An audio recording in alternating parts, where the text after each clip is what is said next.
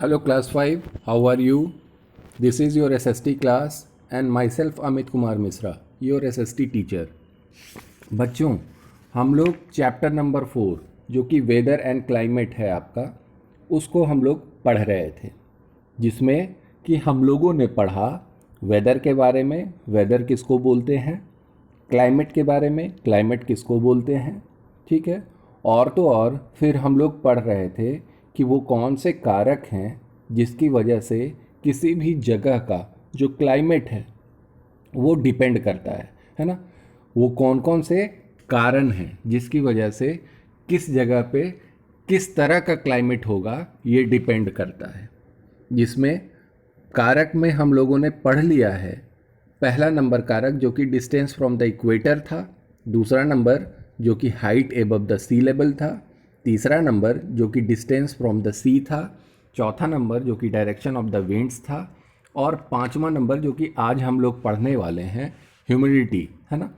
Humidity humidity मतलब होता है आर्द्रता, नमी, है ना। अब ह्यूमिडिटी कैसे अफेक्ट करता है किसी भी जगह के क्लाइमेट को, वो हम लोग इसमें देखेंगे। इसमें बात जो बताई गई है वो ये बात बताई गई है कि ह्यूमिडिटी बोलते किसको हैं, तो द अमाउंट ऑफ मॉइस्चर और water vapour in the air is called humidity, है ना। जो आपको हवाओं में नमी होती है ना, जो वाटर वेपर जलवाष्प हवाओं में प्रेजेंट होते हैं उसी को क्या बोला जाता है, ह्यूमिडिटी बोला जाता है। और ये किसी भी जगह के क्लाइमेट को क्या करता है, प्रभावित करता है। कैसे? जैसे winds blowing from the sea have a lot of moisture in them. जो हवाएं समुद्र की तरफ से आती हैं उसमें बहुत ज़्यादा नमी होती है। That is why places near the sea such as Mumbai and Chennai, इसीलिए कहा जाता है कि ऐसे स्थान जो कि समुद्र के नज़दीक होते हैं, किनारे होते हैं, जैसे मुंबई और चेन्नई, आर वेरी ह्यूमिड, है ना। उन स्थानों में बहुत ज़्यादा नमी पाई जाती है ना। The rainfall that a place receives also depend on the level of humidity in the air.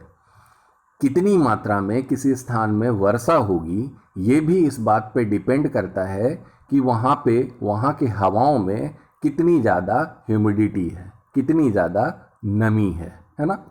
अब देखिए यहाँ पे बात बताई जा रही है हीट जोन्स के बारे में, है ना।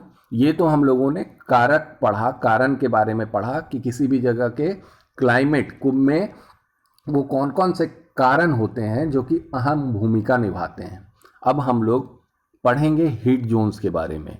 हीट जोन्स के बारे में यहाँ पे जो बात बताई गई है वो ये बात बताई गई है कि based on the intensity of heat received by a particular place, the earth can be divided into 3 heat और temperate zone। बोला जा रहा है कि कितनी मात्रा में हीट रिसीव किया जाता है किसी एक खास स्थान में, है ना। इस आधार पे अर्थ को 3 भागों में, है ना, 3 हीट जोन्स में डिवाइड किया गया है, जिसमें पहला heat zone torrid zone, tropical zone, दूसरा टेम्परेट जोन और तीसरा फ्रिजिड जोन है ना। यहाँ फिगर देख के आपको समझ में आएगा। यहाँ देखिएगा फिगर आपको दिखाया गया है। ये जो इक्वेटर के ऊपर और नीचे आपको जो जोन नज़र आ रहा है उसको टॉरिड जोन बोलते हैं, है ना। क्योंकि यहाँ पे सूरज की रोशनी जो होती है वो सीधी सीधी पड़ती है, ठीक है। इसीलिए यहाँ पे जो भी क्षेत्र होते हैं, है ना, यहाँ पे पड़ने वाले प्रत्येक क्षेत्र में आपको अत्यधिक गर्मी पड़ती है। इसके ऊपर आपको नॉर्थ टेम्परेट जोन दिख रहा होगा, है ना। टॉरिड जोन के ऊपर आपको नॉर्थ टेम्परेट जोन दिख रहा होगा, और इक्वेटर के नीचे अगर टॉरिड जोन के नीचे आप देखेंगे तो वहाँ आपको साउथ टेम्परेट जोन नज़र आएगा, ठीक है। और ऊपर में फिर सबसे ऊपर आपको नॉर्थ फ्रिजिड जोन नज़र आएगा, और सबसे नीचे इक्वेटर के, है ना, साउथ पोल में अगर हम लोग देखें सबसे नीचे तो आपको साउथ फ्रिजिड जोन नज़र आएगा, है ना। तो इसके बारे में विशेष रूप में हम लोग यहाँ बुक में देखते हैं।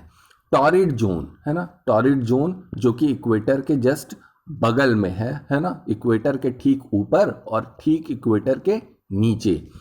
टॉरिड जोन को ट्रॉपिकल जोन भी हम लोग बोलते हैं, जिसमें बताया गया है कि this zone receive direct rays of the sun. जैसा कि मैंने बताया कि ये इस क्षेत्र में आपको सूर्य की रोशनी सीधी सीधी पड़ती है। The area which lies on both the sides of the equator between the tropic of Cancer and the tropic of Capricorn, है ना। यहाँ पे बात बताई जा रही है कि वैसे क्षेत्र जो कि आपको इक्वेटर के ठीक ऊपर, है ना, जो कि ट्रॉपिक ऑफ कैंसर और ट्रॉपिक ऑफ कैप्रिकॉन के बीच में पड़ते हैं, उसको टॉरिड जोन बोला जाता है। In this zone the climate remains hot and humid through out the year. इस जोन में जो क्लाइमेट होता है वो हॉट, बहुत गर्म, और ह्यूमिड, है ना, थ्रू आउट द ईयर, पूरे साल आपको गर्म और शुष्क मौसम देखने को मिलता है। टेम्परेट जोन की अगर हम लोग बात करें तो टेम्परेट जोन मैंने जैसा कि आपको फिगर में दिखाया, टेम्परेट जोन कहाँ पे है, तो टॉरिड जोन के ठीक नीचे और फ्रिजिड जोन से ऊपर, है ना। इसके बारे में यहाँ बात बताई जा रही है कि the zone receive slanting rays of the sun. यहाँ पे सूर्य की किरणें सीधी सीधी नहीं पड़ती हैं, है ना, थोड़ी तिरछी पड़ती हैं। The area which lies between the torrid zone and the frigid zone, है ना, टॉरिड जोन और फ्रिजिड जोन के बीच में जो एरिया होता है उसको हम लोग टेम्परेट जोन के नाम से जानते हैं। This area is neither very hot nor very cold. और इस एरिया में ना तो बहुत ज़्यादा गर्मी पड़ती है और ना तो बहुत ज़्यादा ठंड। और लास्ट में अब यहाँ पे फ्रिजिड जोन की बात करेंगे। यहाँ देखिए सबसे ऊपर में नॉर्थ फ्रिजिड जोन आपको नज़र आ रहा होगा, और सबसे नीचे में अगर अर्थ के देखोगे तो साउथ फ्रिजिड जोन नज़र आ रहा होगा, ठीक है। इसके बारे में आपको बताया गया the zone receive steep and slanted rays of the sun. इस जोन में आपको सूर्य की जो किरणें पड़ती हैं वो एकदम खड़ी और तिरछी किरणें पड़ती हैं। The area lies between the Arctic circle and the north pole in the northern hemisphere is called the north frigid zone, है ना। वैसा एरिया जो कि आर्कटिक सर्किल और नॉर्थ पोल के बीच में लाई करता है उसको नॉर्दर्न हेमिस्फीयर में उसको नॉर्थ फ्रिजिड जोन बोलते हैं। और वैसा एरिया जो कि आपको अंटार्कटिक सर्किल और साउथ पोल के बीच में लाई करता है साउदर्न हेमिस्फीयर में, उसको साउथ फ्रिजिड जोन बोलते हैं, है ना। The frigid zone is extremely cold through out the year. और ये जो फ्रिजिड जोन है ये आपको सालों भर बहुत ठंडा यहाँ रहता है। क्यों? क्योंकि यहाँ देखिएगा फिगर में ये सबसे ऊपर वाला, है ना, सबसे ऊपर वाला नॉर्थ फ्रिजिड जोन और सबसे नीचे साउथ फ्रिजिड जोन। चूंकि यहाँ सूर्य की रोशनी जो होती है वो खड़ी और तिरछी पड़ती है, सीधी नहीं पड़ती है, इसलिए सालों भर ये जो एरिया होता है वो आपको कैसा होता है, बहुत ज़्यादा ठंडा होता है ना। तो आज के लिए बच्चे इतना ही, है ना। कल हम लोग इसके ऑब्जेक्टिव क्वेश्चन को डील करेंगे। Thank you.